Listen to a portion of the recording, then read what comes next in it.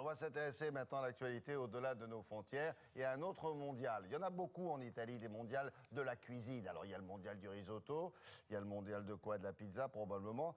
Il y a le mondial des pâtes, sûrement aussi. Figurez-vous que celui des pâtes, ça se déroulait à Pâles.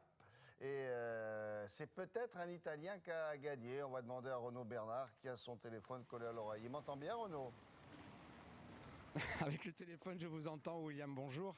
Oui, ce sont des Italiens qui gagnent quasiment tout le temps. La première année, c'était il y a 3 ans, c'était un Japonais. Mais depuis, eh bien, les régionaux de l'étape ont toujours emporté ces mondiaux de la pâte, puisqu'on dit la pâte en Italie.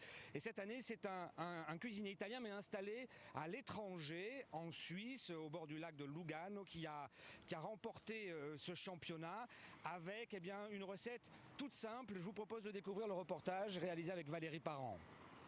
On ne le sait pas toujours, mais à Parme, il n'y a pas que le jambon, loin de là. D'ailleurs, aujourd'hui, toute la ville se rend au championnat du monde des pâtes. On dit la pâte en Italie, et chaque chef y va de son petit truc. Moi, je délie le fond de sauce avec du citron. Mais la pâte al dente, c'est avant tout une question d'eau. 10, 100, 1000, 10 grammes de sel, 100 grammes de pâte, 1 litre d'eau. Et manifestement, Luca Torricelli maîtrise la règle à la perfection. En faisant comme ça, on devrait arriver, si tout va bien, à une cuisson optimale. Spaghetti aux crevettes rouges de Sicile, sauce à la menthe et au rhum. Dubitatif dans un premier temps, le jury sera manifestement séduit. Luca Torricelli, qui officie en Suisse, est déclaré champion du monde 2014. Content. Si les 25 meilleurs spécialistes des pâtes sont venus se mesurer à Parme, c'est que c'est ici le siège historique d'un célèbre fabricant.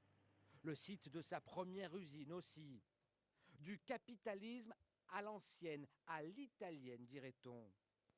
Et ça n'est pas Luca Barilla qui va nous démentir, il est l'un des dirigeants du groupe.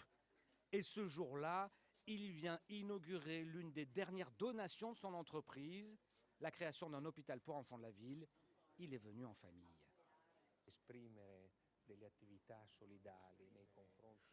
Être solidaire de sa communauté, c'est le devoir de toutes les entreprises qui marchent bien et qui ont de bons résultats.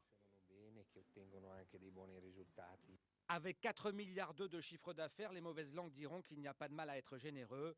Mais être fabricant de pâtes en Italie, c'est un peu comme être vendeur de frites en Belgique. Ça ne peut que marcher. Alors, l'intérêt de ces championnats culinaires, nous disait Renaud aussi, c'est aussi que les Italiens essaient de lutter contre la contrefaçon gastronomique. Ça existe, bien sûr.